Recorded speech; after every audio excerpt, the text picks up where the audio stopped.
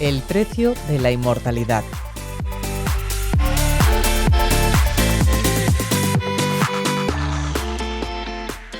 Llevamos décadas escuchando el dicho de que el desayuno es la comida más importante del día, con la convicción de ser una verdad absoluta.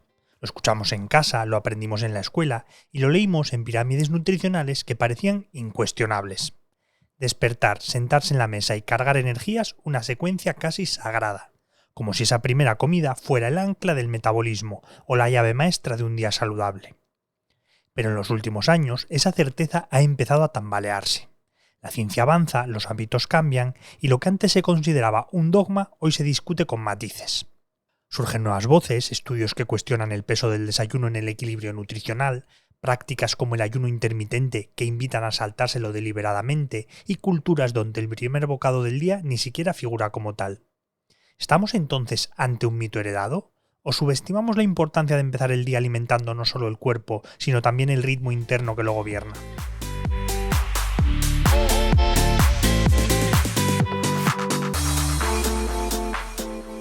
Hola, soy Javier Calvo y esto es El precio de la inmortalidad, el podcast del economista.es en el que tratamos de descubrir la importancia de la alimentación para desarrollar una vida más longeva.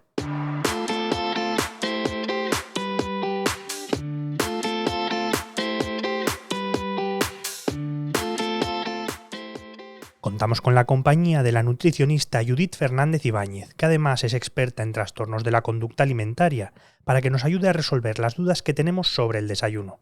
Bienvenida. Hola, muy buenas, encantada de poder hablar con vosotros. Por empezar un poco por el principio, ¿de verdad es la comida más importante del día, como dice el dicho y como nos han dicho toda la vida? No sé si la más importante, porque sí que es cierto que la comida y la cena son fundamentales también, pero es una que es fundamental también. ¿Por qué?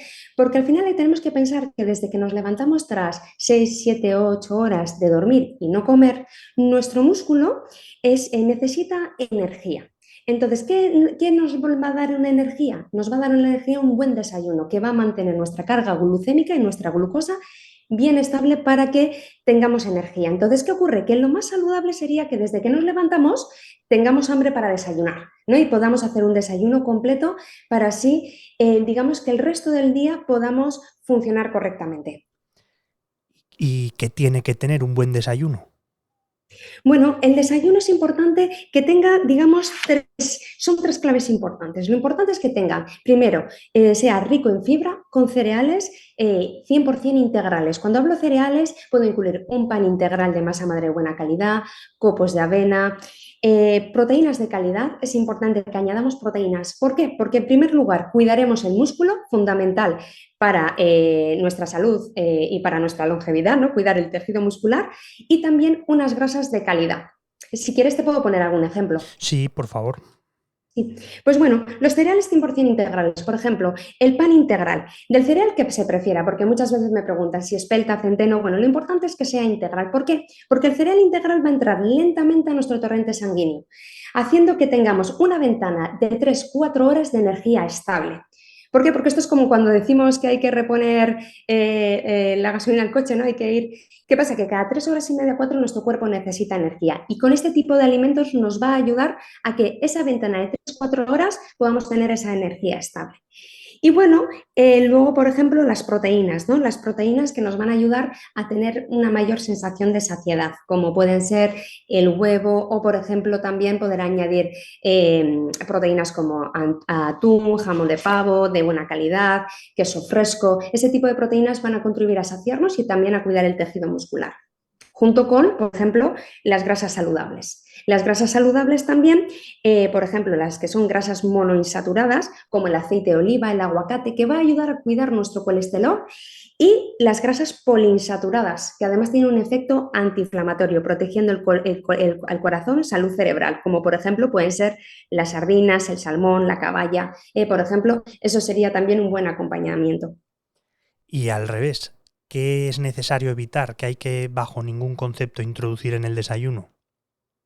Bueno, sobre todo aquellos alimentos o productos que tengan una energía inestable, ¿no? Que nosotros decimos. Por ejemplo, aquellos alimentos que tengan muchísimo azúcar o que estén refinados, ¿no? Si yo me levanto por la mañana y me tomo un café con leche con azúcar y un curasán, que está cargado de azúcar, entrará muy rápidamente a mi torrente sanguíneo, generando un estado que se llama hiperglucemia, un subidón de azúcar. ¿Qué ocurre? Que nuestro páncreas secreta insulina para bajarlo, pero no lo baja a un nivel normal para que yo pueda estar en mi día bien, sino que en cuestión de una hora es como si no hubiese comido nada. Entonces, ¿qué ocurre? Que por mucho que yo coma ese tipo de desayuno, ¿no? Pues un café con leche con un croissant o una bollería, ¿qué pasa? Que a la hora y pico, 2 horas, voy a volver a tener hambre. Por lo tanto, entramos en ese ciclo del azúcar en el que nunca me sacio, pero necesito comer, vuelvo a comer azúcar y vuelvo a entrar como en esa espiral que al final pues hace que no tengamos energía bueno, que mis digestiones sean peores. ¿Y qué pasa si directamente no desayunamos, si prescindimos de esa primera comida del día? Bueno, al final el cuerpo se hace a todo. A mí me pasa mucho en consulta, ¿no? Que igual a lo mejor me viene un primer cliente y me dice, bueno, si yo con un café solo hasta la hora de comer aguanto, ¿no? ¿Qué ocurre? Que al final el cuerpo se hace a todo, se acostumbra. Y si tú le acostumbraste a no comer, trabajará en estado, como llamo yo, de hipoglucemia, ¿no? Cuando nuestros niveles de glucosa están muy bajos porque no hemos comido nada, ¿no? Y seguimos, nuestro cuerpo está en un estado de bajón de azúcar o hipoglucemia. ¿Y qué pasa? Que hay personas más sensibles que enseguida lo pueden notar, ¿no? Los síntomas como el mareo, malestar, náuseas. Pero en cambio, hay otras personas que no. Que no lo notes no significa que no necesites comer. ¿Por qué? Porque el músculo necesita, como hemos dicho antes, gasolina. Si no lo obtiene del hidrato que comemos, ¿no? Del desayuno que comemos, tendrás grandes probabilidades que lo obtengan del propio tejido muscular. Por lo tanto, a veces hacemos ejercicio de fuerza, comemos la cantidad de proteína adecuada, pero no tenemos en cuenta que el hidrato también es la comida del músculo. Si eso no está, pues tenemos riesgo de perder tejido muscular y por otro lado, se ha asociado también el no comer en la primera parte del día con mayores tasas de sobrepeso o obesidad, porque de alguna manera el cuerpo se va a intentar compensar. Y a veces en la segunda parte del día, cuando ya paramos de nuestra jornada o estamos más tranquilos, podemos comer más. Nos puede pedir comer más y eso a la larga pues no es saludable. ¿Y cómo encaja esto en esa práctica que está tan de moda, que es el ayuno intermitente? Efectivamente, sí. Yo diría que el ayuno intermitente no es para todos. Si a mí me preguntas si yo lo recomiendo, yo te diría que no, ¿no? Pero en esto sí que es cierto que hay muchísimas opiniones, ¿no? Y al final, yo soy partidaria de que grandes periodos de ayuno no son buenos para el organismo. Desde que se levanta, el cuerpo necesita ingerir ese alimento, el músculo lo necesita. Entonces, ¿qué pasa? Que mucha gente también es cierto que inicia con el ayuno intermitente, se empiezan a sentir mejor, pero no sabemos hasta qué punto se sienten mejor porque el hecho de hacer el ayuno intermitente implica que ya no está comiendo alimentos que igual a lo mejor antes le hacían sentirse peor, es decir, si yo vengo de un tipo de alimentación en el que comía azúcares, alimentos procesados y de repente no los como y hago un ayuno intermitente, pues evidentemente me sentaré mejor, pero ¿por qué? ¿No? ¿Cuál es la razón? ¿No? Pero bueno, sí que es cierto que como en todo hay personas que les van muy bien y personas que no les van bien, ¿no? Mi experiencia es que es preferible que cuando dormimos ya hacemos bastante ayuno, ya hacemos esas 7, 8, 6 horas de ayuno que bajo mi forma de verlo son suficientes para el organismo. Y bajando a dudas concretas sobre algunos alimentos que son muy habituales, te quería preguntar, por ejemplo, con las tostadas. Las tostadas de pan, que es una de las grandes dudas que tiene todo el mundo. ¿Son buenas, son malas, son recomendables o es mejor evitarlas? Bueno, el pan fresco de masa madre 100% integral, que a veces no es fácil encontrarlo, es una de las mejores opciones. También es cierto que, bueno, igual a lo mejor cada vez más tenemos más costumbre de añadir los típicos porridge o copos de avena cocidas, ¿no? Con leche, que también es una opción de un cereal muy saludable y que también cada vez más, pues bueno, lo vamos integrando en nuestra alimentación. Pero sí, lo importante es que un pan de calidad tiene que ser un pan sencillo. El de el lavado de masa madre, un porcentaje alto de harina integral y bueno, hay unos mejores que otros o más adecuados dependiendo de la persona, ¿no? Si hay personas que tienen demasiada inflamación o se sienten con digestiones pesadas, yo les recomendaría, por ejemplo, un pan de trigo sarraceno o un pan de espelta que es más digestivo.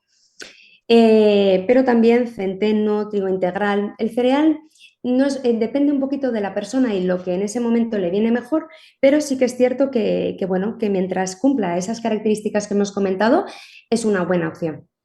Y otra duda que hay sobre esto, que se ha disparado un poco en los últimos tiempos, es ¿qué pasa si congelamos el pan? ¿Es peligroso, es malo, es bueno o no tiene ningún problema? ¿O qué hacemos? Bueno, a mí me parece una forma de hacer las cosas pues que al final pues nos facilita mucho, ¿no? Porque si yo tengo que comprar cada día un pan 100% integral de masa madre y como sabemos, pues al final el tiempo de conservación de ese alimento es bastante limitado, el hecho de congelarlo pues me puede facilitar mucho el hecho bueno, de poder consumirlo a lo largo de mi semana, ¿no? Si recaer en otros alimentos más procesados. Eh, Desconozco si por alguna razón ha salido algún informe o algún estudio nuevo en el que nos recomiendan por si hay algún efecto en nuestro metabolismo, pero en sí yo no lo tengo todavía en mi conocimiento. Yo lo que sé hasta ahora es que a mí me parece un buen recurso para organizarlos también, porque claro, con el poco tiempo que tenemos y también el hecho de que todo lo tenemos que comer, pues 100% integrar lo más natural posible ya, pero es que al final tenemos que integrarlo en nuestra rutina y tiene que ser algo realista. Entonces, pues a mí me parece un buen recurso y que además conserva el alimento, no lo podemos conservar meses, ¿no? Al final, porque esté congelado no significa que para el tiempo, sino que el alimento se pone malo más tarde, ¿no? Pero sí que es cierto que si dentro de una semana, pues a los 15 días vas a consumir ese pan y ya después no tienes ese pan congelado porque ya te lo has tomado, me parece un buen recurso, siempre y cuando se controle bien cómo lo congelamos y se tenga cuidado un poco con todo. Y el otro gran protagonista de las mañanas es el café. ¿Qué hacemos? ¿Lo podemos tomar o qué?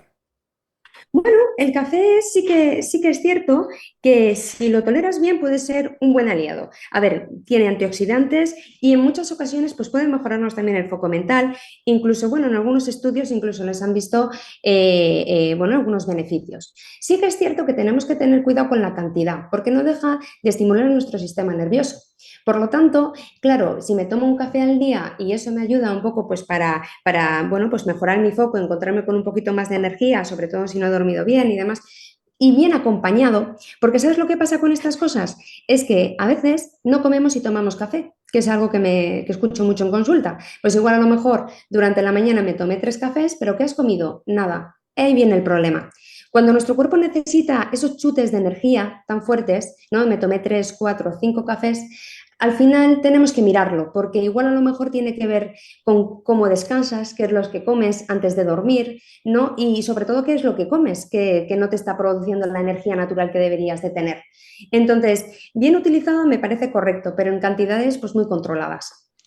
Y relacionado con esto, ¿con qué podemos acompañar el café? ¿Pasa algo si utilizamos leche de vaca? ¿Qué pasa con las alternativas vegetales? ¿Cuál es la más recomendable o qué podemos hacer para acompañarlo?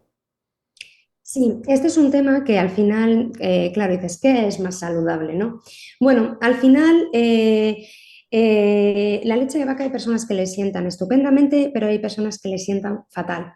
¿No? Con el tiempo, las enzimas que nuestro organismo necesita para metabolizar la lactosa cada vez se van haciendo más pequeñas, vamos teniendo menos. Entonces es normal que con la edad, clientes que igual a lo mejor jamás tuvieron problema con la leche, de repente empiezan a notarse inflamados o que no le sientan bien. Entonces, mi consejo es, si te sienta bien, perfecto, es una fuente de calcio, pero si no te sienta bien, pues existen otras alternativas, que no son las bebidas vegetales, ¿no? Las bebidas vegetales de arroz, de avena, de soja, porque esas bebidas vegetales lo único que es simulan a la leche, pero no son leche, son bebidas a base de carbohidratos, ¿no? O de soja, dependiendo del tipo. Entonces, ¿más son una cosa que la otra? No. Digamos que muchas veces, pues bueno, necesitamos como ese sustituto que parezca la leche, que también sea dulce. Entonces, por eso digamos, el boom de las bebidas vegetales. Pero que las necesitemos, no, a no ser que sea algo, pues porque me gusta tomarme el café con algo y no tomármelo solo, ¿realmente hay una necesidad nutricional de tomar esas bebidas vegetales? Yo diría que no. Vale.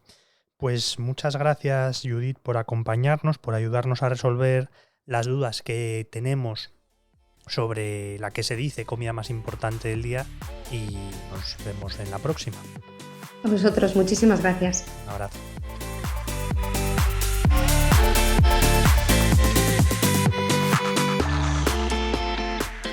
En España y en realidad en buena parte del mundo occidental, desayunar es un hábito casi universal, pero que sea común no significa que lo estemos haciendo bien.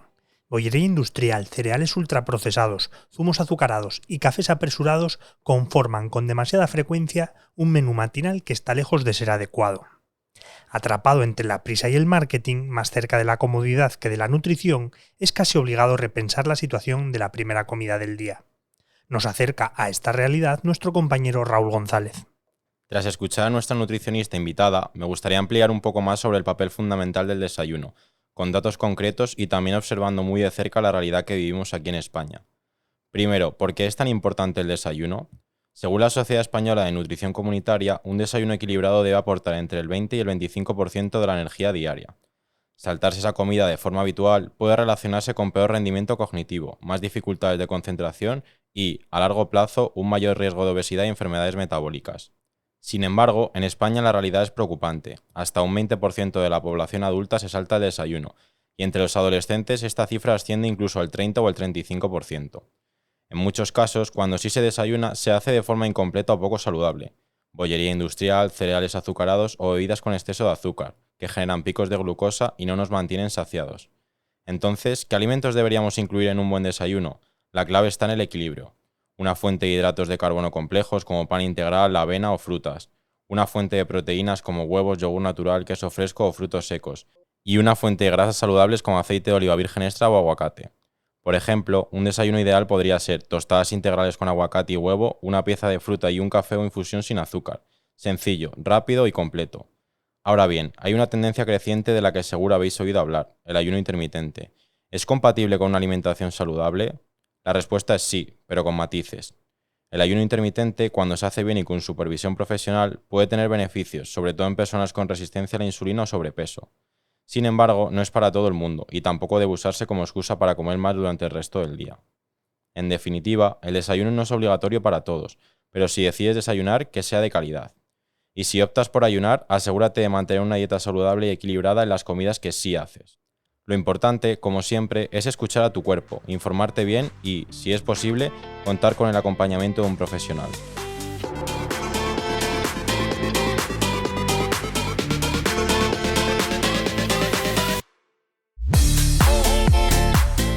La edición sonora y la selección musical de este capítulo son de Remo Vicario y hemos contado con la colaboración de Raúl González y Carlota García Belloso.